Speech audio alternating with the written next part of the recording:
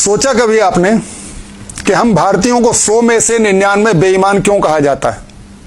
जापानी भी तो हम जैसे इंसान ही हैं, वो 100 में से 99 ईमानदार कैसे हो गए? सोचा कभी आपने? सच तो ये है कि कोई होता ही नहीं बेईमान या ईमानदार। 100 में से 99 लोग केवल कच्ची मिट्टी होते हैं और हजारों लाखों में कोई एक व्यक्ति होता है कुम्हार। कुम्हार कच्ची मिट्टी को सुंदर मूर्तियों में भी ढाल सकता है और भीख मांगने के भद्दे भांडों में भी।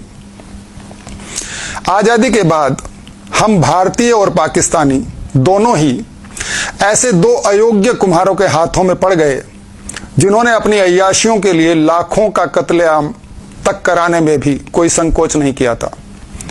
फिर भला और कर भी क्या सकते थे हम 100 में से 99 बेईमान होने के अलावा? जैसा जैसा देखते रहे वैसा वैसा सीखते गए, ढलते चले गए बेईमानों के बनाए उन्हीं स्वार्थ और षड्यंत्रों के सांचों में जिन्हें हमने कभी अपनी मर्जी से स्वीकार नहीं किया था। बिल्कुल वैसे ही जैसे कोई नहीं चाहता रिश्वत देना, लेकिन जब देनी पड़ती है तो लेना भी जायज लगने लगता है। कोई नहीं चाहता दहेज, लेकिन जब देना पड़ता है तो लेना भी हक लगने लगता है। कई दशकों तक अगर कोई जंजीरों में बंधा रहे तो उसे वो जंजीरें ही अपना परिधान लगने लगती हैं। आदत हो जाती है जंजीरों की भी उसे। हमने भी इस थोपी गई बेईमानी को ऐसे ही अपनी निजी चाहत मान लिया था, स्वीकार लिया था कि हम हैं ही 100 में से 99 बेईमान।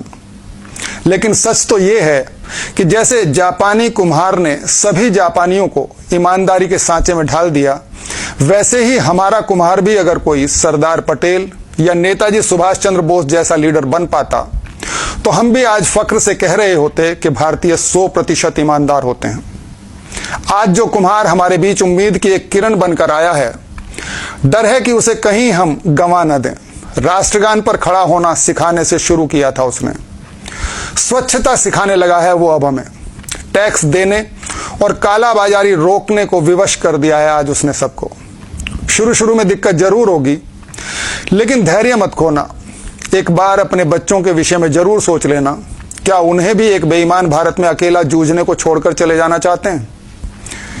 भूल जाइए आपके क्षेत्र में भाजपा के टिकट पर खड़ा प्रत्याशी कितना निकम्मा है। कितना भी बेकार होगा वो औरों से फिर भी ठीक ही होगा। वोट उसे ही दीजिएगा, वो जीतेगा, तभी आएंगे ना मोदी।